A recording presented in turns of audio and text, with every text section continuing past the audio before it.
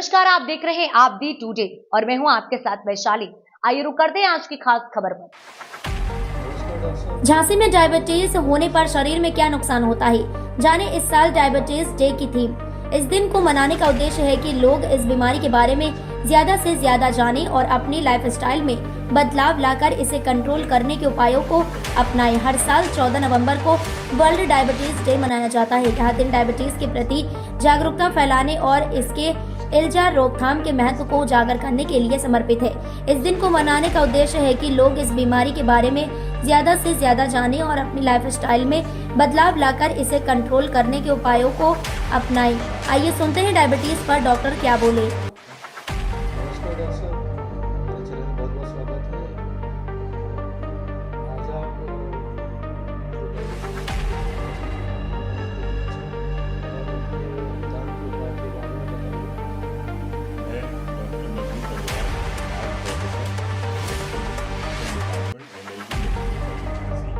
और मैं एक प्रैक्टिसिंग डायबिटोलॉजिस्ट हूँ। मैं डायबिटीज़ के अधिकांश मरीज देखता हूँ। तो सबसे पहले तो मैं आपको बताना चाहूँगा कि डायबिटीज़ के लक्षण क्या हैं। आमतौर से 3 लक्षण कॉमनली पाए जाते हैं। पेशाब छूटना, रात में अधिक भूख लगना, अधिक प्यास लगना, ये 3 प्राइमरी लक्षण होते हैं डायबिटीज़ के। लेकिन इसके अलावा और भी बहुत से कारण वो है हड्डी रोग में कमर में दर्द रहना, पैरों में दर्द रहना, घुटने में दर्द रहना, आँखों में अर्ली कैटरैक्ट मोतियाबिंद होना, कानों में फंगल इन्फेक्शन होना और स्त्री रोग होना या खुजली वगैरह होना। तो ये सब और लक्षण भी हैं जिसके कारण हम डायबिटीज़ पकड़ पाते हैं। अब सवाल ये उठता है कि अचानक से पिछले विगत 10, 12, 15 वर्षों में ये डायबिटीज़ की संख्या इतनी अधिक क्यों बढ़ गई है। इसके 2 प्राइमरी कारण बताए जाते हैं। एक कारण तो ये है कि हमारे खान पान में अत्यंत बदलाव आया है। जो पहले सिंपल जीवन होता था और हम लोग खान पान में संयम बरतते थे, अब ये फास्ट फूड जैसे पिज़्ज़ा, जैसे कोल्ड ड्रिंक्स और ये जो अमेरिकन फूड्स हैं ये बहुत आ गए हैं और बच्चे इनको अच्छे से प्रयोग करते हैं। मना करने पर भी नहीं मानते और माँ बाप चूँकि पैसा है तो उनको इंडल्ज करते हैं। तो एक तो खान पान में संयम नहीं बरता जाता और अधिक से अधिक खाया जाता है। और आपने ये देखा भी होगा कि आजकल बच्चों में मोटापा काफ़ी तेज़ी से बढ़ रहा है। मोटापा डायबिटीज़ होने का एक प्रमुख कारण है। दूसरा कारण लैक ऑफ फिजिकल एक्टिविटी। हम लोग शारीरिक श्रम नहीं करते। हम अपने अगर दादा दादी या माँ बाप को देखें तो दादा दादी तो पैदल बहुत चलते थे और माँ बाप जो है साइकिल पे चलते थे। लेकिन आजकल जो हम देख रहे हैं, हम और हमारे बच्चे ये सब बड़ी जल्दी मोटरसाइकिल, कार अथवा और वाहनों से चलते हैं और पैदल चलना नहीं चाहते। तो फिजिकल एक्टिविटी जो एक्सरसाइज है, व्यायाम है, वो नहीं हो पा रहा। अतः ये एक प्रमुख लक्षण है, प्रमुख कारण है डायबिटीज़ का। डॉक्टर साहब, अब आने वाले दिनों में 14 तारीख आ रही है डायबिटीज दिवस, इस पर लोगों को क्या मैसेज देना चाहेंगे, कैसे देखिए, बचा जाए? मैसेज तो सीधा साधा है।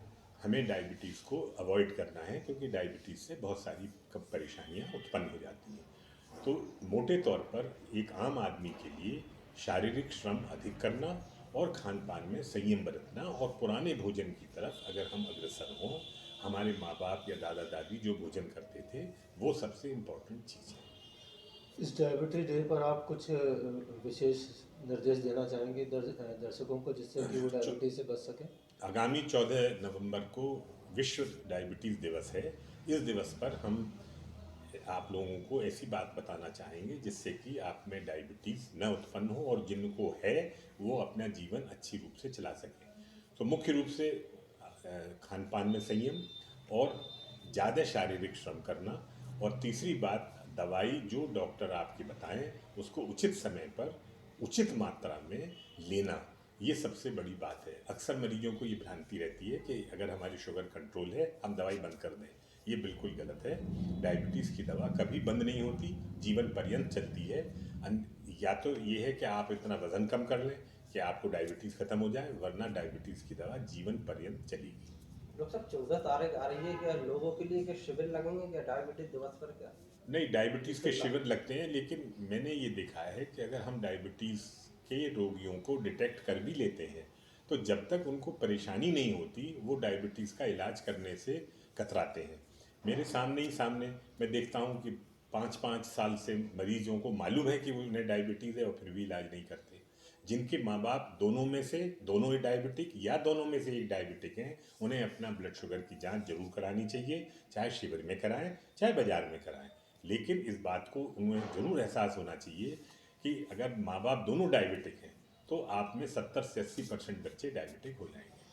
अगर हम उसको बचाव के माध्यम से ही, आपका कहने का मतलब है, हम डायबिटीज़ को ख़त्म कर सकते हैं। बचाव के माध्यम से और वज़न घटा के, अगर आप मोटे हैं तो वज़न घटा के आपकी डायबिटीज़ ठीक रहेगी। धन्यवाद। मैम क्या नाम है आपका? मेरा नाम डॉक्टर मांडवी अग्रवाल है। मैं मेडिकल कॉलेज झांसी में एसोसिएट प्रोफेसर के पद पर कार्यरत हूँ और मैं मेडिकल कॉलेज में डायबिटिक ओपीडी प्रत्येक सोमवार चलाती हूँ। आजकल देखा जा रहा है कि हमारे देश में डायबिटीज़ का प्रेवलेंस बहुत ज़्यादा बढ़ गया है।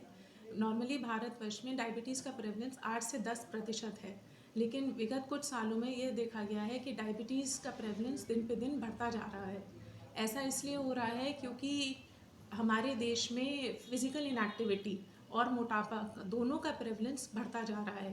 पहले डायबिटीज़ जो है ओल्ड एज की थोड़ी बीमारी मानी जाती थी, लेकिन अब हम देख रहे हैं कि 14-15 साल के बच्चों में भी डायबिटीज़ का प्रेवलेंस बढ़ रहा है। ऐसा इसलिए हो रहा है क्योंकि एक तो उन बच्चों के माँ बाप में से किसी न किसी को डायबिटीज़ पाई जाती है, और दूसरा आजकल बच्चे जो हैं हमारे मोबाइल फ़ोन और टीवी से एडिक्टेड हैं, उनकी फ़िज़िकल एक्टिविटी बहुत कम हो गई है। साथ में उनके खाने में पिज़्ज़ा, बर्गर, कोल्ड ड्रिंक वगैरह ये सब चीज़ों की मात्रा बहुत अधिक हो गई है। इसलिए 18-19 साल के बच्चों को भी डायबिटीज़ हो रही है। अडल्ट में तो डायबिटीज़ पाई ही जा रही है, बच्चों में भी डायबिटीज़ इतनी कम उम्र में पाने की वजह से उनमें कॉम्प्लिकेशंस होने की संभावना बहुत अधिक हो जाती है। मैम जो 14 तारीख आ रही है डायबिटीज़ दिवस है, उस पर आप जनता को क्या संदेश देना चाहिए, कैसे बचा जाए उस पर? देखिए, डायबिटीज़ का इलाज से सबसे पहले तो ये सबसे ज़्यादा ज़रूरी है कि हम डायबिटीज़ को होने ही ना दें। उसके लिए डायबिटीज़ एक लाइफस्टाइल प्रॉब्लम है, एक उसका जेनेटिक कंपोनेंट है जिसके लिए हम कुछ नहीं कर सकते क्योंकि वो हमें अपने माता पिता से मिली है। लेकिन जो उसका लाइफस्टाइल का कंपोनेंट है, हम उसको ठीक करने का प्रयास कर सकते हैं। हमें नियमित रोज़ एक्सरसाइज करनी चाहिए। रोज़, चाहे व्यक्ति स्वस्थ हो या अस्वस्थ हो, उसे रोज़ 3 किलोमीटर पैदल टहलना चाहिए। कुछ फॉर्म ऑफ एक्सरसाइज ज़रूर करनी चाहिए। साथ ही फास्ट फूड अवॉइड करना चाहिए, एक हेल्दी डाइट मेंटेन करनी चाहिए। अगर कोई इंसान ओवरवेट है तो उसको अपना वजन घटाने का प्रयास जरूर करना चाहिए।